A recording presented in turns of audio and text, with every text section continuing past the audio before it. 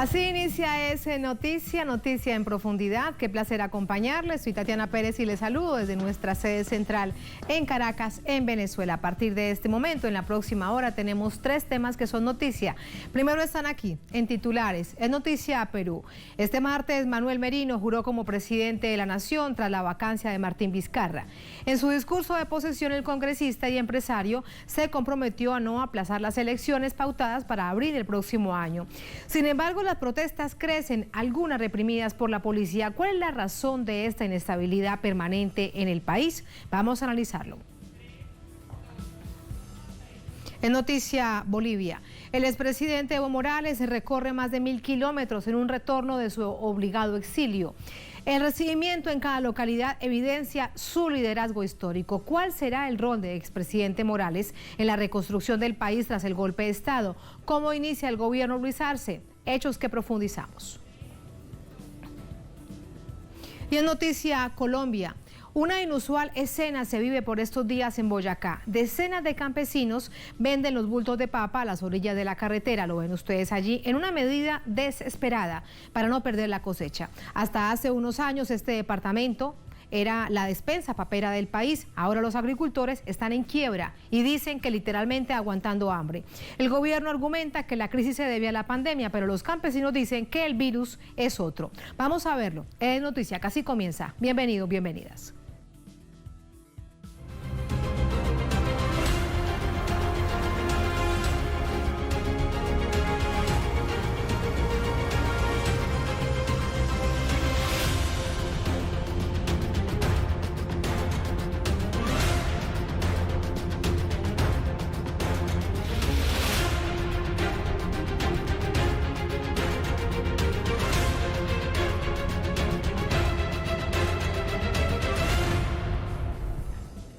En noticia Perú, el país reacciona a la juramentación de un nuevo presidente que será responsable de conducir el Poder Ejecutivo hasta las elecciones de abril del próximo año.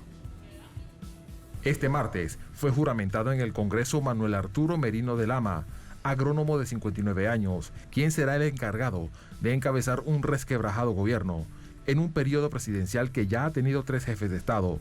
De acuerdo a la Constitución Nacional, este es de 5 años. Y el hipotético sucesor deberá ser electo el domingo 11 de abril del 2021.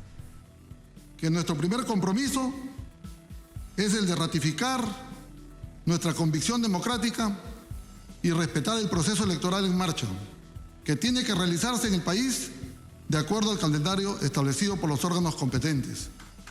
Merino asume el cargo después que el Poder Legislativo declarará la incapacidad moral de Martín Vizcarra por presuntos hechos de corrupción cuando era gobernador de Moquegua, en una contundente votación que saldó con 109 votos a favor, 19 en contra y 4 abstenciones, lo que evidencia el amplio consenso que se generó en el seno de la clase política en torno a esta medida.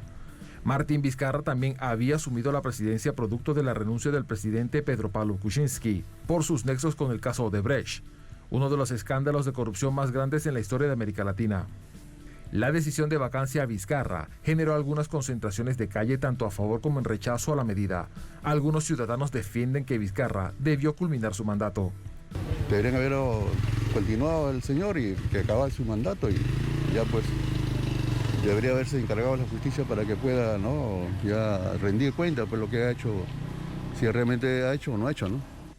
Otros apoyaron el cese del ahora exmandatario. Acepto lo que está sucediendo hoy en día. Estoy conforme con lo que está sucediendo porque es una persona incapaz, no tiene capacidad moral. Estoy de acuerdo con eso. Vizcarra abandona el poder después de 2 años y 8 meses, en los que se fue granjeando el descontento de los sectores sociales, políticos y empresariales, que propiciaron su asunción en marzo de 2018. Evidencia de la fuerte inestabilidad política que retrata el desgaste en el sistema político peruano. Vamos a sumar información a esta hora con nuestra corresponsal desde Lima, Verónica Insausti. Verónica, muy buenas noches. ¿Cómo finaliza esta jornada? Veíamos protestas en distintas partes del país. En algunas de ellas, por ejemplo, imágenes en Lima de fuerte represión policial. Buenas noches, así es, Tatiana. Mira, durante todo el día la represión policial ha estado muy fuerte en horas de la mañana, que estuvimos acompañando a los ciudadanos en estas manifestaciones en la Plaza San Martín, que intentaron llegar hasta el Congreso de la República, pues la policía reprimió con gases lacrimógenos, con el camión Rochabús e incluso utilizó balas de perdigones que hirieron a varios de los manifestantes y hasta algunos periodistas que estábamos ahí presentes. Hasta el momento las manifestaciones siguen. En este instante están todavía centenas de personas en el centro de Lima protestando. También hay, por ejemplo, una fuerte manifestación en Arequipa, en Cusco, en Huánuco, en la selva, en varios sectores del país. Por otro lado, te comento que los gobiernos regionales, los 25 presidentes de los gobiernos regionales de Perú han rechazado esta vacancia presidencial. Del mismo modo, más de 1.200 alcaldes, todas estas son autoridades locales de nuestro país, también están en contra de la decisión del Congreso. Pero bueno, finalmente los ampara un marco legal y si bien políticamente vendría a ser un golpe de Estado, como ya lo han dicho varios líderes políticos y la ciudadanía en general, pues se enmarca este gobierno interino de Manuel Merino en un marco constitucional, por así llamarlo, ¿no? Ahora, ¿qué dicen los manifestantes con los cuales hemos estado compartiendo durante el día? Pues ellos quieren que se vayan todos, que se adelanten las elecciones, que se vaya este Congreso, pero bueno, en este caso lo que queda son 5 meses para la fecha de las elecciones y 7 para entregar el cargo. Ahora, ni siquiera hay un gabinete. A esta hora de la noche todavía no se ha nombrado al gabinete que va a acompañar a Manuel Merino en estos meses. Por cierto, él anunció que sería un gabinete de ancha base, pero todavía no se sabe qué personaje representativo podría aceptar ser parte de esto, ¿no? Y bueno, por otro lado también te comento que se está trascendiendo en los pasillos del Congreso de la República que la siguiente medida luego de nombrar el gabinete sería poner en libertad a Antauro Humala. Antauro Humala es el líder de uno de los partidos que fue el que propició esta moción de vacancia desde hace unos meses. La primera, recordemos, hace un par de meses que no prosperó y en esta, bueno, sí, finalmente se concretó. Entonces, parece que están negociando, hay una suerte de repartija en el poder. Igual las bancadas, por ejemplo, la de César Acuña, PP, que estaba en contra de esta reestructuración de las universidades, bueno, es dueño de varias universidades en el país, está en contra porque obviamente no cumplía con los requisitos mínimos indispensables que se requerían.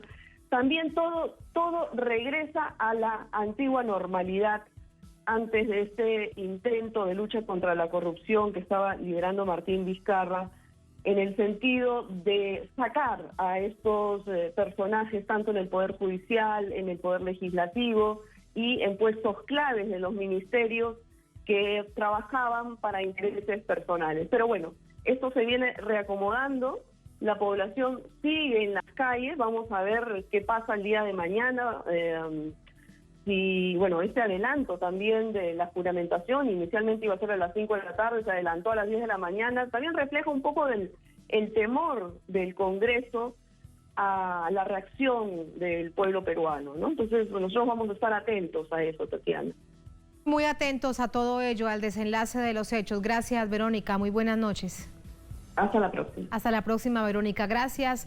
Vamos a entrar con el análisis. Nos acompaña para ello Martín Guerra, analista político, escritor, miembro de la organización Izquierda Socialista. Nos acompaña desde Lima. Martín, muy buenas noches. ¿Cómo estás? Muy buenas noches, Tatiana. Qué gusto volver a encontrarnos. Igualmente, muchísimas gracias. Quiero comenzar este análisis por algo que nos acaba de decir Verónica, que sin duda es sintomático de la profunda crisis institucional, y te lo preguntaré además de gobernabilidad de este gobierno entrante, cuando aunque le queden solamente 5 meses, son 5 meses en los que hay que gobernar. Ella nos dice que los gobiernos provinciales todos han rechazado la vacancia y más de 1000 alcaldes locales. Eso es cierto, pero también es cierto que los gobiernos regionales, la gran mayoría, y los alcaldes locales, también la gran mayoría, no tienen representatividad, al calor de su pueblo, y más bien tienen una serie de acusaciones y de rechazo por la misma gente. Entonces, es un quiebre en todos los niveles, lo que se está evidenciando con la vacancia de Martín Vizcarra. No es solamente como podría pensarse, ¿no? Y de manera simple, que es la lucha entre dos poderes. Hay más en juego detrás de todo esto, si me permites profundizar sobre esto, ¿no? Se dice que Martín Vizcarra estaba dirigiendo una cruzada en contra de la corrupción, pero si entendemos bien qué es la corrupción, sabemos que hay corrupción porque los poderes del Estado no funcionan bien, porque no hay pleno empleo, porque no hay seguridad, salud, vivienda, trabajo para las grandes mayorías, y se genera pues una situación de inestabilidad en donde los primeros corruptos son los que venden los recursos del Estado y permiten una serie de negociados. Y lo que ha hecho el presidente Vizcarra con la forma en que se llevó a cabo la reactivación económica fue lanzar a millones de peruanos a la calle sin empleo y permitir una serie de mafias en el sector salud y en otros sectores, priorizando a los empresarios. Se habla, por ejemplo, que uno de los grupos que ha votado por la vacancia es el grupo del señor César Acuña, que tiene universidades, es cierto, pero también hay universidades de las oligarquías. Tatiana, esto es lo que está ocurriendo en el Perú, es un pleito entre dos sectores poderosos. La oligarquía tradicional de viejo cuño de los dueños del Perú, los empresarios ligados al capital transnacional, los dueños de las minas, etcétera, de las finanzas, y la nueva burguesía provinciana. Por eso es que se ve este choque muy fuerte. Si analizas quiénes votaron y fueron impulsando la vacancia desde la vacancia anterior, la moción de vacancia anterior, y estuvieron agitándolo en estos 2 meses, son los que representan a esos nuevos capitales provincianos. Lo que pasa es que se están peleando por repartir el pastel y el pueblo queda atrapado en el medio. Las grandes mayorías quedan atrapadas en el medio. Sí, y hablemos además de esas grandes mayorías, lo que significa para el pueblo peruano volver a una situación de estas en medio de la pandemia con más de 30.000 personas fallecidas. Lo que esto implica para el pueblo peruano, precisamente desde esa perspectiva, Martín. Los fallecidos son muchísimo más. Ya estamos bordeando los 80.000, según algunas cifras, y según otras 100.000, ¿no? Es una situación de permanente crisis manipulada muy bien por los medios de comunicación. Solo para muestra, ¿no? Los medios de comunicación estuvieron sustentando durante las últimas semanas que de darse la vacancia, Vizcarra podría ampararse en una medida jurídica o solicitar el apoyo del ejército. Y bueno, por más que incluso su presidente del Consejo de Ministros, Walter Martos, salió a decir que estaba en contra de la vacancia, en la práctica el ejército ha apoyado la vacancia y la Federación o el Sindicato de los Empresarios en el Perú, la CONFIEP, sacó un documento, un pronunciamiento anoche, en donde de hecho aceptaban la vacancia. Entonces lo que ha ocurrido aquí es sencillo. Vizcarra era el operador del neoliberalismo, pero sus propios actos de corrupción en plena crisis lo pusieron en bandeja. Y un gran sector de la población y otros sectores políticos han estado agitando que ya no se quieren más corruptos en el Perú. Entonces lo que han hecho los poderes fácticos es liberarse de Vizcarra, es decir, el ejército y los empresarios, y colocar a Merino. Las pruebas al canto, ¿no? Han votado casi la totalidad del Congreso con 19 en contra y 4 abstenciones para que se dé la vacancia. Y muchos de los que han votado para la vacancia, días anteriores estaban en contra de la vacancia. ¿Qué se viene ahora entonces? Una nueva repartija de los recursos del Estado y un gabinete ministerial que debe representar a todos los interesados, la mayor parte de ellos con intenciones nada santas, en la administración del poder económico y político del Perú. La gente que está marchando en la calle, en su gran mayoría, no quiere ni a Vizcarra ni Merino. No quiere esta pugna aparente entre Ejecutivo y Legislativo, que solamente evidencia una pugna entre dos burguesías, la oligarquía de viejo cuño y los nuevos empresarios. Esa pugna que ha llevado a nuestro país y lo sigue llevando a la pobreza y a la miseria, la población ya no la soporta más. En apariencia puede ser que salen a luchar por Vizcarra. Lo que ha ocurrido es que nuestra población ya está harta de los cambios, los cierres de congresos, los cambios de presidentes y que la situación económica siga exactamente igual o peor, porque con Reactiva Perú, para reinsertarnos en la economía de crisis sanitaria y laboral, lo único que se ha hecho es profundizar el neoliberalismo. Es entonces importante allí entender la protesta durante esta jornada. Algunos, de hecho, dicen que están en contra de la vacancia, pero otros dicen que están en contra de todo. ¿Cuál es la relación que existe con Congreso, quienes representan además todos esos sectores políticos, y la población? ¿Cuál es la visión de ellos para entender aún más por qué esta decisión espontánea de irse a las calles? Claro, es obvio que la vacancia no ha cautivado las simpatías de la población en grandes sectores, pero no por defender exclusivamente a Martín Vizcarra. Hay algunos sectores que lo defienden y me parece bien, pueden opinar todos los sectores lo que sientan, ¿no? y piensen, pero más que nada es el rechazo a este continuo cubileteo ahora que se vienen las elecciones con intereses también electorales y a estas tranzas que se hacen lamentablemente a espaldas de nuestro pueblo. Entonces la gente ha salido a manifestarse sobre todo por eso, pero la consigna mayoritaria, que puede parecer caótica o puede parecer un poco ideológica, si se quiere, es que se vayan todos, pero se comprende. Ya son 3 décadas de neoliberalismo puro y duro, y mucho tiempo antes que ya se había iniciado desde el gobierno de Morales Bermúdez. Sí. Entonces, en realidad, ya muchas generaciones han sufrido los embates de este modelo económico y la gente ya no soporta más.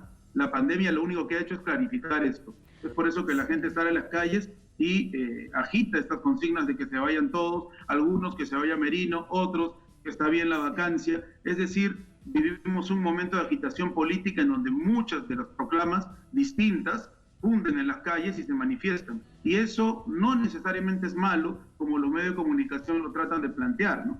Sino que evidencia también un clima de agitación política, social y de toma de conciencia que se puede ver de manera positiva si se arriba a buen puerto.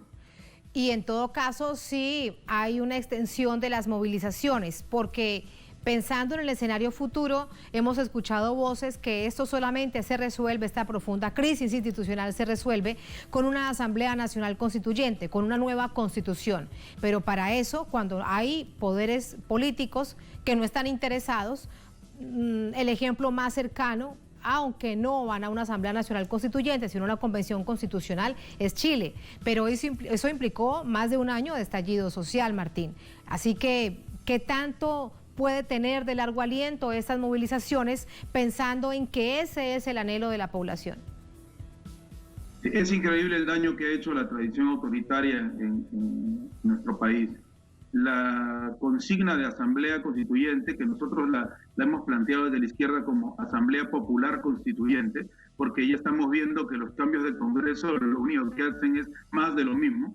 Entonces necesitamos una Asamblea Constituyente con participación popular desde los sindicatos, los barrios, ¿no? Los sectores en lucha y las comunidades. Una Asamblea Popular Constituyente se propone desde hace muchos años y se puso en vigencia cuando se planteó la vacancia de Kuczynski, a poco tiempo de haber arribado al gobierno en 2016. Entonces, esta proclama ya caló en la población. En una última encuesta que se hizo hace algunos meses, la gente comenzaba a tomarse el pleito de la Asamblea Popular Constituyente.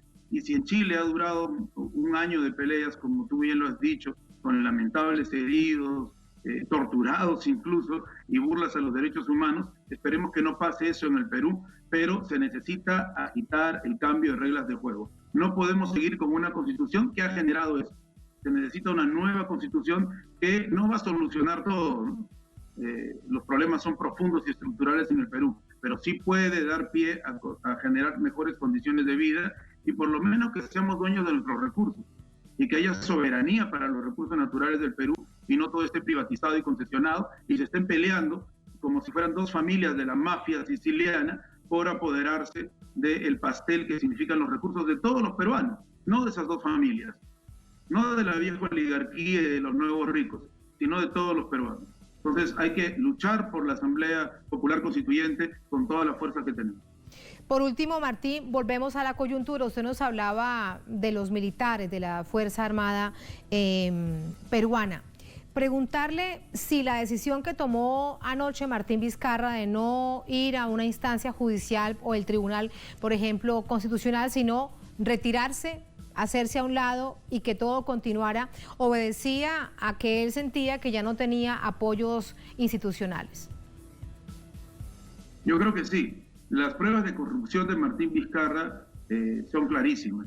Y sabemos que la gente está muy sensible en pandemia. Tenemos presidentes corruptos para regalar, ¿no? Todos los anteriores han sido judicializados, presos, etcétera. Pero en pandemia la cosa se ha clarificado aún más y, bueno, Vizcarra paga los platos rotos de sus propios actos, ¿no? Entonces yo creo que ahí se ha conversado algún tema judicial y pienso, por los análisis que se hacen, que el Ejército y la CONFIEP hasta el momento han preferido blindar el cambio con Merino, que digamos no está cuestionado de la manera que está cuestionado Vizcarra, para poder conducir los intereses neoliberales hasta las elecciones de abril. Son pocos meses, ¿no? Pero todo depende, aquí el factor personal sí importa, de si Merino puede de alguna manera articular tantos intereses en conflicto. Él va a necesitar para sus intereses y lo que representa, un gabinete pluripartidista, ¿no? Se ha querido copiar un poco el mismo escenario del 2000 con Valentín Paniagua, también del partido de Merino, que hizo la transición de Fujimori a las nuevas elecciones, ¿no? Entonces, Acción Popular gobierna por cuarta vez y cada vez que ha gobernado ha sido para generar, sobre todo los dos primeros gobiernos con Belaúnde, condiciones nefastas para nuestro pueblo, ¿no? Entonces, eso es lo que se ve. Yo creo que el Ejército obedece a la CONFIEP, es mi posición personal y la asumo, obedece a los empresarios y hasta el momento los empresarios están blindando a Manuel Merino. La situación es muy álgida. Si se continúa con la protesta en la calle y los municipios y los presidentes regionales logran posicionar mediáticamente sus demandas, más allá de que tengan o no aval poblacional, podría pasar cualquier cosa y de todas maneras juramos en salud, advirtiendo a la comunidad internacional a través de tu programa que se cuide mucho la situación de la democracia en el Perú. Democracia falaz, democracia quebrada, pero democracia al fin y al cabo. Muchísimas gracias, Martín. Hay una gran atención, sin duda. A través de Telesur seguimos los hechos tan cambiantes precisamente. Muchísimas gracias. Muy buenas noches. Gracias a ti, Tatiana. Muy buenas noches. Muy buenas noches. Así nos vamos a la primera pausa en esta emisión de Es Noticia. Al volver en Noticia Bolivia, el expresidente Evo Morales recorre más de 1000 kilómetros en un retorno de su obligado exilio. El recibimiento en cada localidad evidencia su liderazgo histórico. ¿Cuál será su rol en la reconstrucción del país tras el golpe de Estado? ¿Cómo inicia el gobierno de Luis Arce? Bueno, hechos que analizamos al volver en Es Noticia.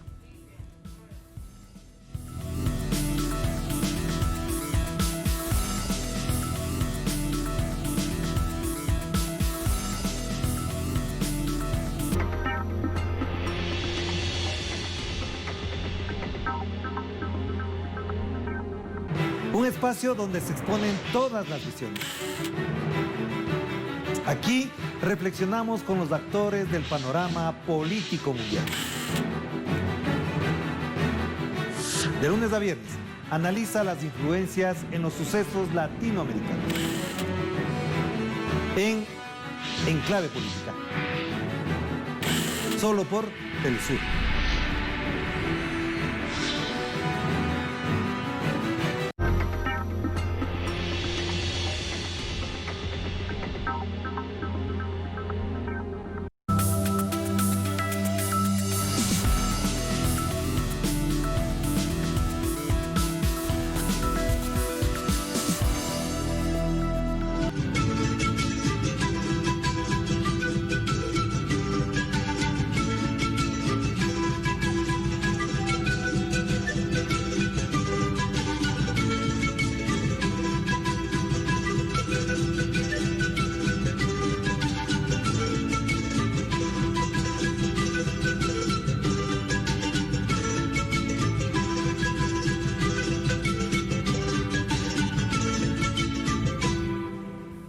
En Noticia Bolivia, Evo Morales siguió recorriendo el país desde la frontera sur hacia el centro de la nación.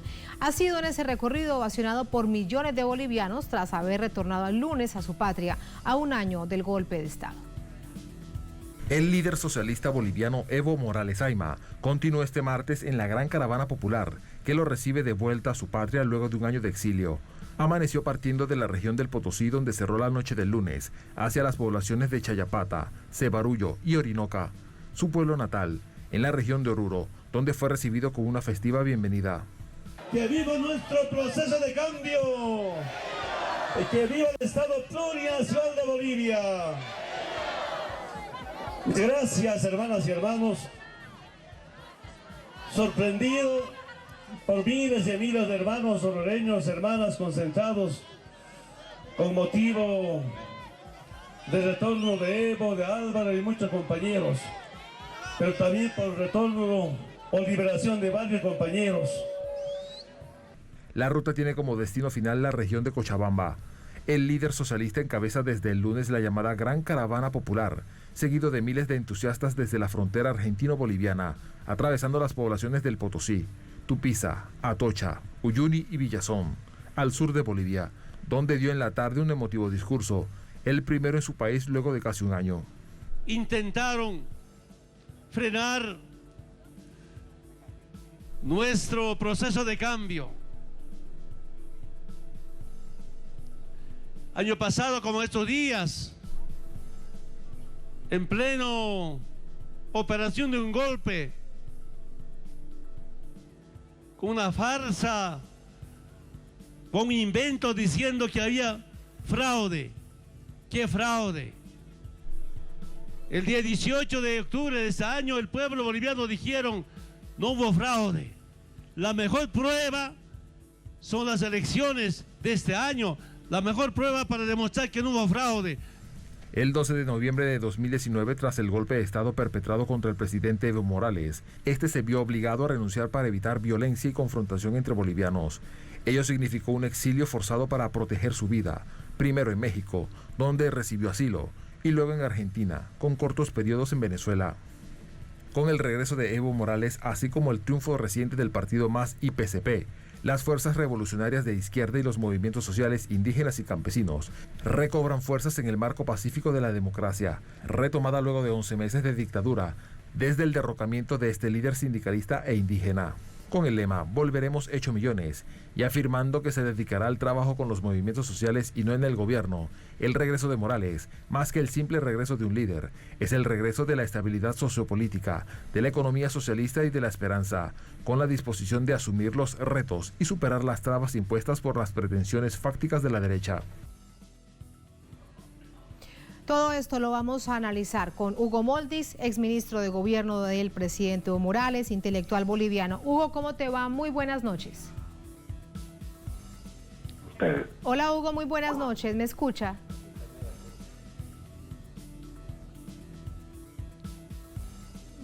Reitero nuestra invitación, Hugo Moldis. Hemos perdido la comunicación con él. Hugo Moldis, exministro de Gobierno del presidente Evo Morales, intelectual boliviano, estuvo asilado en la Embajada de México en La Paz, la capital política de Bolivia, desde hace casi un año. Y con él vamos a hacer una radiografía de este nuevo momento que está viviendo el país. Después de cumplirse, muy pocas horas faltan, de ese golpe de Estado al presidente Evo Morales, a todo su gabinete, a los referentes del movimiento al socialismo. Hugo, ¿cómo te va? Muy buenas noches. Buenas noches, Tatiana. Un gusto estar con ustedes después de mucho tiempo. Muchísimas gracias. Precisamente por allí, Hugo, quisiera comenzar. Ha pasado casi un año del golpe de Estado. Recordemos, entre este 10 y 11, si vemos lo sucedido el año pasado, fueron tantas cosas tan dolorosas para el país. Y usted, con otros ministros y referentes del gobierno y del movimiento al socialismo, se asilaron en la Embajada de México en La Paz. De ese momento a esta fecha, si lo pregunto, además usted en las labores periodísticas que también ha realizado en otras oportunidades, ¿cómo lo puede sintetizar haber pasado todo esto, ustedes justo dentro de esta embajada sin poder moverse un milímetro porque cualquier cosa les podría suceder? Sí, yo creo que lo más heroico ha sido observar un proceso de recomposición de los movimientos sociales, del campo popular, que empezó gradualmente, a pesar de la contundencia de la dictadura, a pesar de la persecución, la represión, el desprecio, la destrucción de los símbolos culturales indígenas, a pesar de todo eso, un proceso de recomposición que finalmente tuvo un ensayo general en el bloqueo nacional de caminos, donde ya se definió la victoria electoral de octubre. Es decir, agosto representa ya el triunfo social, el triunfo político que iría a rematar en triunfo electoral el 18 de octubre pasado.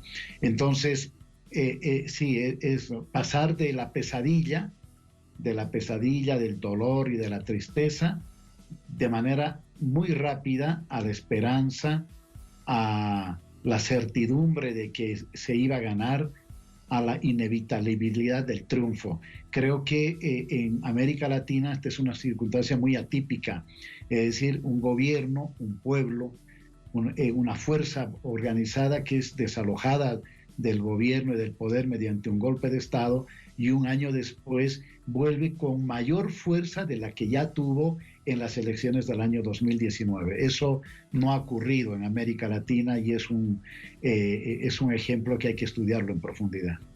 Sin duda, es que es un año, muy poco tiempo sin duda para reconstruir los hilos democráticos de la nación, aunque también mucho por el dolor, por las masacres, por la persecución que se vivieron durante todos estos meses. ¿Cuál fue el punto, decisivo para entender que venía esa reconstrucción del hilo constitucional del país? Preguntado, dicho de otra manera, ¿cómo logran en un año recomponer una situación tan dolorosa? Si las elecciones eran convocadas inmediatamente por la dictadura, yo no sé si hubiéramos tenido el triunfo que acabamos de conquistar. Hubiera sido medio complicado. Pero bueno, pudo más la ambición de la dictadura que su cálculo político.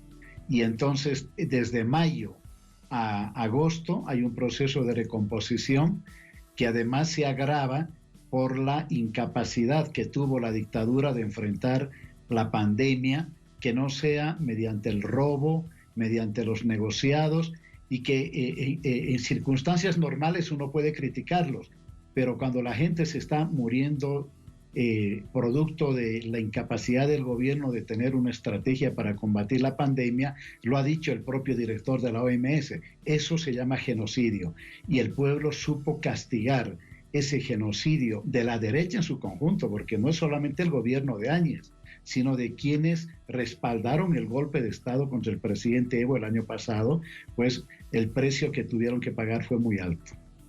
Duda, ¿ya usted está en su casa, Hugo? ¿Ya salieron todos de la embajada? Se lo pregunto entre otras cosas porque en el discurso del expresidente Evo hoy él decía, debemos reunificar el país, deben volver quienes se encuentran asilados o exiliados en otras oportunidades, incluso como él, al país, deben volver a sus hogares, debe, por ejemplo, hacerse justicia con los magistrados del Tribunal Supremo Electoral, no hubo fraude y aún están en la cárcel en un proceso montado rápidamente. Es decir, él recordaba hoy la situación que han vivido todos ustedes. No, sí, yo ya estoy en casa desde el martes pasado, días antes de que se posesionara Lucho Arce y David Choquehuanca. Salimos antes de la posesión, el martes yo y el compañero Héctor Arce, el exministro de Justicia, al día siguiente el exministro de Defensa, Javier Zabaleta, y bueno, y después todos los demás hasta el día lunes, ¿no? Hay muchos presos todavía en las cárceles con casos absolutamente fabricados y ciertamente esperamos que en los próximos días, las próximas semanas, se termine de restablecer el Estado de Derecho, cuyo primer gran paso ha sido, ¿no es cierto?, la posesión de Lucho Arce y David Choquehuanca, que se quería evitar, como ha dicho el expresidente Evo Morales, mediante el golpe. Estaba en marcha un nuevo golpe de Estado que, sin embargo, no prosperó, no solo por la contundencia del resultado electoral, sino por la contundencia de la movilización social que se iba a desarrollar si acaso había nuevos planes de frustrar la recuperación de la democracia. ¿Tienes la cifra en este momento, Hugo, de cuántas personas aún siguen presas, que son presas políticas en el país a esta fecha, a este momento? No, pero habían más de 900 personas, imagínense. Imagínate. Más de 900 personas, cientos de heridos, cientos de exiliados, refugiados. No, fue muy doloroso, fue una pesadilla que yo me acuerdo haberla vivido teniendo 15 años aproximadamente en los golpes del 80, ¿no? De las dictaduras militares. Por eso cuando a mí me dicen que esto fue un golpe de nuevo tipo, yo digo, no, aquí el golpe contra Emel Zelaya y contra Evo Morales fue una combinación de las viejas formas de golpe, es decir, con intervención de las Fuerzas Armadas, con el solo añadido de que el gobierno se lo dejaron a los civiles. Pero hubieron 48 horas en este país que el poder estaba en manos de los militares y no por eso no es una casualidad que hayan sido ellos quienes entregaran, por ejemplo, la banda presidencial a la presidenta de facto. Digna, y en todo este año lo recordarás de esta o de qué manera, cuando aún hay distintos sectores dentro de Bolivia, a nivel internacional, medios de comunicación que dicen que el presidente Evo lo que hizo fue haber renunciado. A ver, fueron circunstancias muy difíciles, porque tener la sugerencia de los militares era, ¿no es cierto?, no era una sugerencia, era una advertencia: o renuncias y te vas, o nosotros te sacamos. Y de ahí podía pasar cualquier cosa, desde el asesinato del presidente Evo, digamos, ¿no?, hasta, ¿no es cierto?, el encarcelamiento, pero lo más seguro que podía haber sido el asesinato del presidente Evo. Entonces, fue muy duro, esos días fueron muy duros. Yo estuve con ustedes en Caracas, había pasado luego a La Habana a 3 encuentros, y de ahí, ¿no es cierto?, regresé el 7 y prácticamente el día 8 me di cuenta yo que el golpe era inevitable. Incluso mandé un audio que fue ampliamente difundido y circuló en el país, y bueno, fue muy doloroso.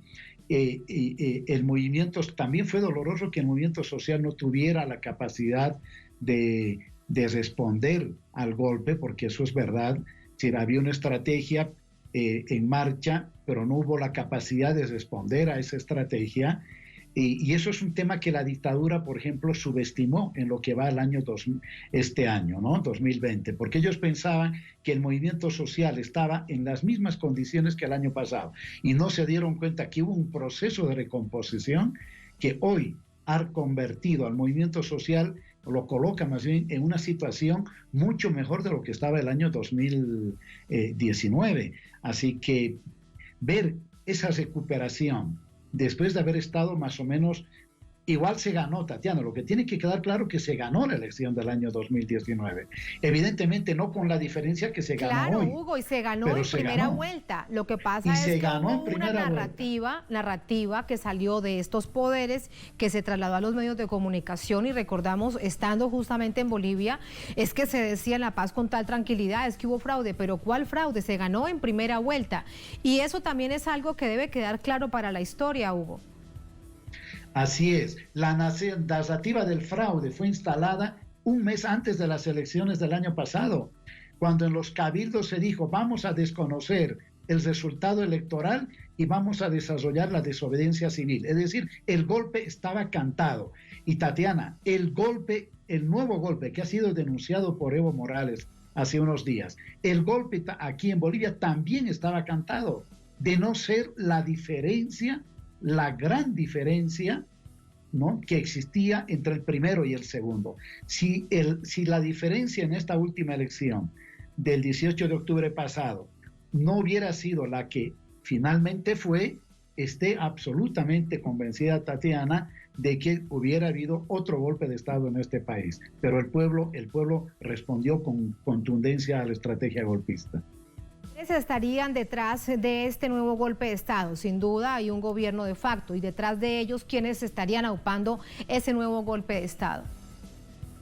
Bueno, estaban los sectores más reaccionarios, más de la ultraderecha, que estaban tanto dentro como fuera del gobierno, y sectores duros del Partido Republicano de los Estados Unidos, ¿no? Estados Unidos jugó nuevamente en los últimos meses a la estrategia de la doble riel, es decir, tratando de mostrar una cara democrática ante el desarrollo de la campaña electoral, pero al mismo tiempo alimentando las tendencias golpistas de los sectores más ultraderechistas de la sociedad boliviana, que, reitero, estaban en el gobierno, pero fuera del gobierno. Es decir, el señor Camacho no fue con Yanine Áñez en una misma fórmula, fueron fórmulas distintas, acuérdese, después primero se bajó Áñez finalmente la candidatura, pero nunca dejaron de coordinar acciones contra el sujeto social, es decir, contra el movimiento al socialismo,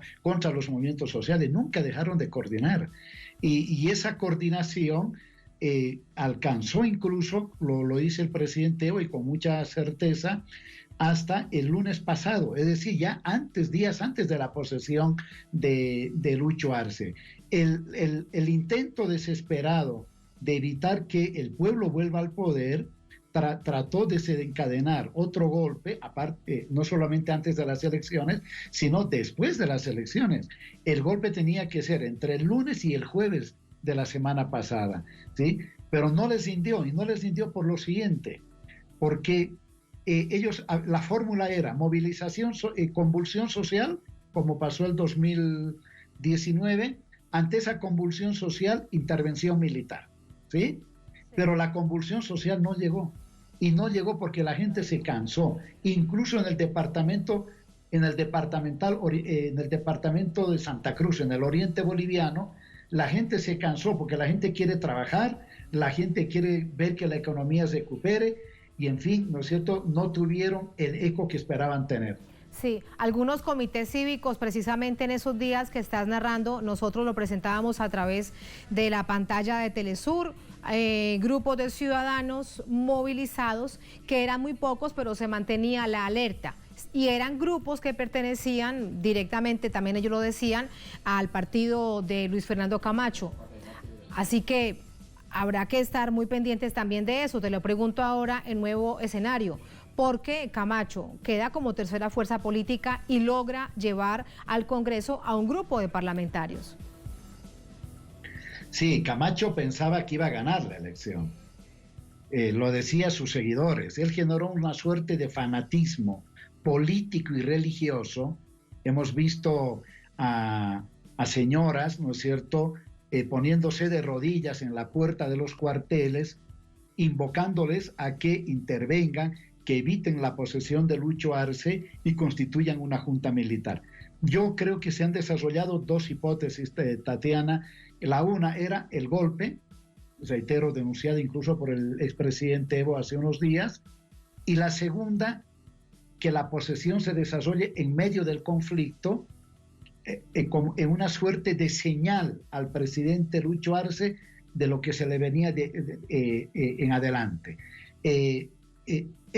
La última hipótesis es la que finalmente se dio parcialmente, porque tampoco lograron movilizar a la gente que pretendían para el día de la posesión, ¿no? No lograron, hubo alguna gente que protestó, nada, digamos, que preocuparse, nada masivo, pero hay que estar alertas, es decir, van a tratar de desestabilizar el gobierno del presidente Lucho Arce en los próximos meses. Eso no queda la menor duda. Ahora, aquí hay una fortaleza, hablando del regreso de Evo.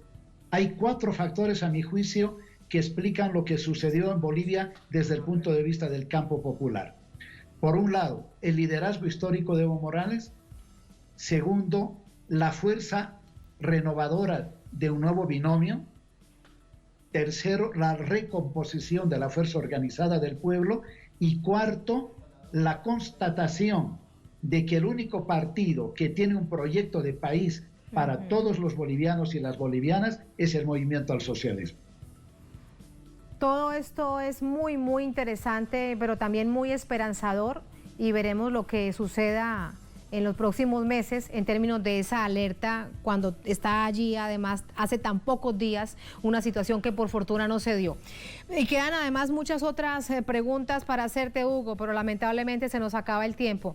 Te agradezco mucho, un placer como siempre y serán momentos para descansar después de tantas tensiones. Gracias, muy buenas noches. Buenas noches, Tatiana. Un gusto para Muchas gracias. nosotros. Así nos vamos a la segunda última pausa en esta emisión de S Noticias. Volveré en Noticia Colombia. Una inusual, ahí la ven ustedes, escena se vive por estos días en Boyacá. Decenas de campesinos venden los bultos de papa a orillas de la carretera en una medida desesperada para no perder la cosecha. Hasta hace unos años este departamento Boyacá era la despensa papera del país. Ahora los agricultores están en quiebra. El gobierno argumenta que la crisis se debe a la pandemia, pero los campesinos dicen que el virus es otro. Vamos a verlo al volver en El Noticia.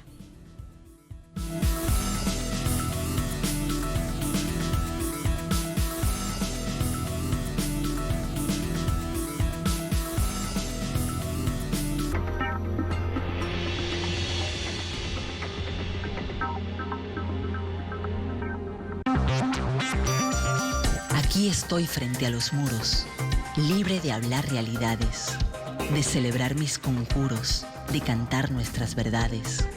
Vengo de todas las madres con hijos nunca encontrados. Soy el sueño de mi padre, el de un continente alzado.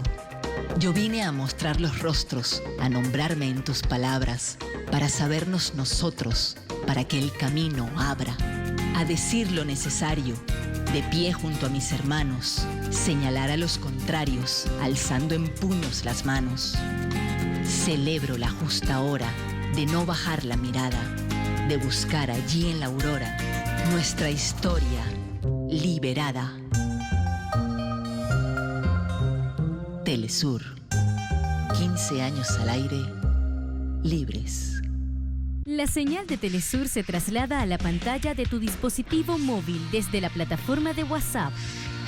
Añade a tus contactos el número +54 9 381 203 2682 o escanea nuestro código QR.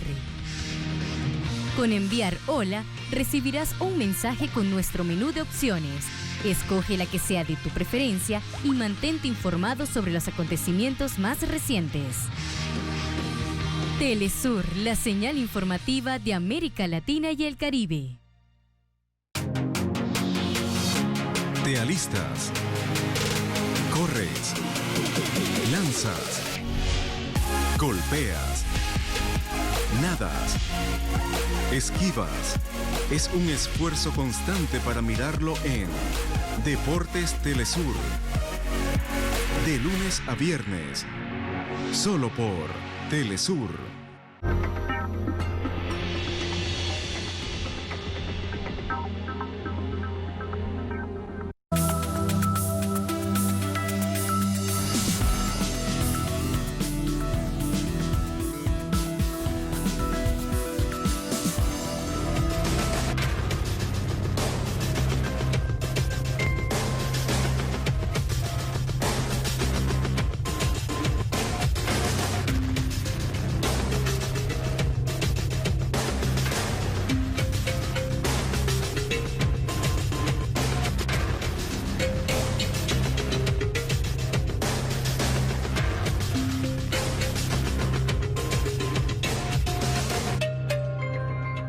En Noticia Colombia, campesinos cultivadores de papa salen a las carreteras a vender a precios de pérdida o a regalar la cosecha, mientras el Estado importa el tubérculo. Aseguran que no se trata de un problema de la pandemia, un problema que haya aparecido ahora, que tiene mucho que ver con hechos del pasado.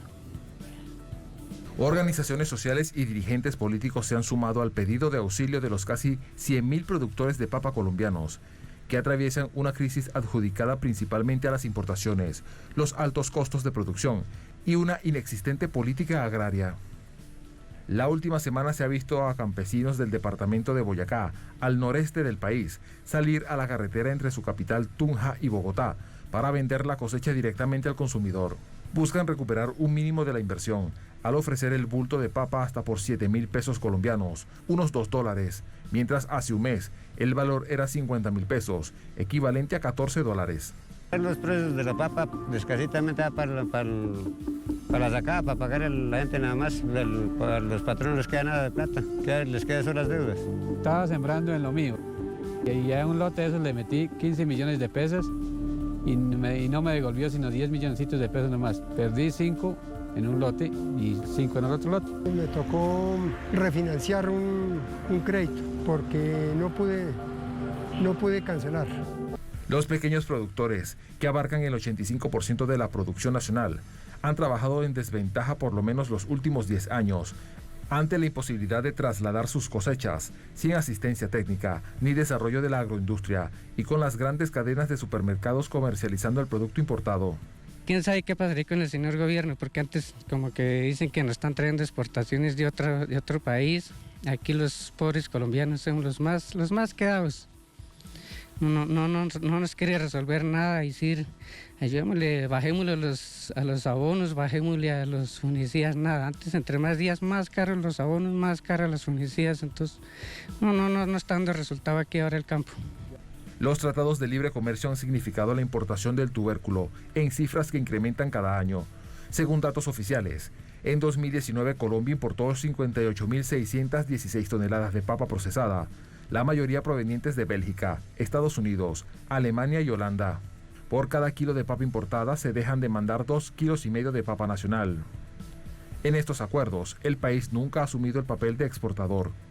Aunque el gobierno de Iván Duque anunció un incentivo a la comercialización de papa por 30.000 millones de pesos para los próximos 2 meses, se estima que no será suficiente. Los hermanos agricultores han perdido billones de pesos y tan solo nos dan 30.000 millones, en lo cual solo va a proteger es a los pequeños productores que vendan su producto entre el 1 de noviembre al 15 de diciembre, lo cual quiere decir que los también pequeños productores que vendieron antes del 1 de noviembre se quedan por fuera y ya obtuvieron la pérdida. De nuevo, el país entero es testigo de las penurias de poblaciones históricamente desatendidas. Más detalles a esta hora desde Bogotá con nuestro corresponsal Hernán Tovar. Hernán, más reacciones nacionales a esta jornada distinta de organización para tratar de salvar a los paperos de Boyacá en una situación coyuntural que resulta no ser estructural. Las reacciones entonces, muy buenas noches. Tatiana, muy buenas noches. Y a todos los televidentes muy buenas noches. Pues los cultivadores de papa aseguran y argumentan que seguirán saliendo a las carreteras del país, sobre todo en esos tramos de algunos sectores en Boyacá, porque no quieren que sus productos se dañen allí en los surcos del campo. Aseguran ellos que prefieren vender este tubérculo a pérdida que exponer el producto y que se pierda. Aseguran que no solo son los tratados de libre comercio los que los tienen en la ruina y que el gobierno ha permitido esa situación sin ofrecerles algunos subsidios, algunos seguros, sino también los insumos. Ellos aseguran trabajan a pérdida. Son muy caros los fertilizantes, los insumos para fumigar los cultivos. Ellos aseguran que tampoco en esta materia el gobierno los ha protegido. Aseguran que requieren que el gobierno le baje los precios a los insumos, a los fertilizantes. Los fertilizantes precisamente son productos que vienen de otros países, fuera de Colombia, y aseguran que llegan a muy altos costos para fumigar y darle pues abono a sus cultivos. Esto los tiene en la quiebra, aseguran. Ellos aseguran que de seguir esta situación de esta manera no solo se desaparecerá el campo colombiano, sino también desaparecerán los campesinos que se dedican a la papa. Aseguran de igual forma que de seguir esta situación saldrán a las calles, saldrán a protestar, saldrán a exigirle al gobierno que les dé un auxilio, que los atienda. Ha hecho oídos sordos históricamente a este sector. Tatiana y televidentes aseguran estar muy preocupados por esta situación y seguirán tomando estas medidas de salir a las carreteras del país a vender estos productos y sumarse a un paro nacional de seguir esta situación así.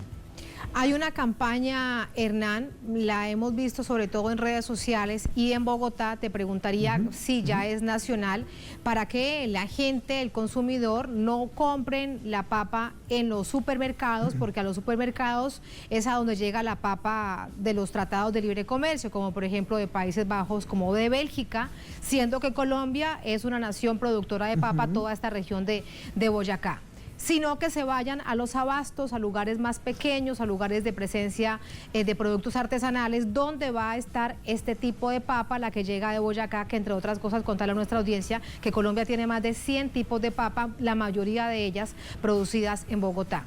¿Eso qué tanto ha calado? ¿Cómo percibes tú que haya calado esa campaña? Tatiana, algunos sectores, sobre todo populares, se han sumado a esta campaña de comprar el tubérculo en pequeñas tiendas de barrio. No así la clase alta o de pronto algunos sectores de la clase media. Aseguran también los cultivadores de papa y las personas que consumen habitualmente este producto que han tenido inconvenientes, sobre todo para vender la papa en los abastos por el tema de la pandemia. Aseguran que se está presentando un desabastecimiento, si se puede así argumentar, porque en este momento no están llegando las cargas completas, porque aseguran los gerentes de los grandes o de las abastos en Colombia que se debe proteger a la población. Entonces, no están llegando las cargas completas, algunas personas entran a ofrecer y a vender sus productos, a dejarlos en los abastos, de acuerdo al número de cédula. Muchos de los productores que llegan con sus camiones y con sus cultivos de papa, con sus bultos de papa, no pueden dejarlos en los abastos por esta situación. Así que se pierde mucha producción. En la capital, en el centro de la República, la papa sigue teniendo un precio alto, sobre todo en los supermercados, en las cadenas de supermercados. Aquí no ha variado tanto el precio. Y pues las personas que acceden a este tubérculo, en su mayoría son personas de clase popular. Es un producto que por lo general está en un precio cómodo. En los grandes supermercados la papa sigue igual y usted no tiene la posibilidad de ofrecer un precio por esa papa. En los supermercados pequeños o tiendas de barrio usted tiene la posibilidad, como llamamos aquí, de negociar, de poderle solicitar una rebaja al tendero. Y esa es la situación que se viene presentando. Los precios de la papa en Colombia pues se mantienen de alguna forma estables, digamos, en las grandes ciudades, pero se ve esa baja en los precios en los pueblos y algunas ciudades intermedias del país, que afecta claramente la nutrición y la economía de las personas a ese tubérculo que es de una alimentación, si se quiere, básica en Colombia.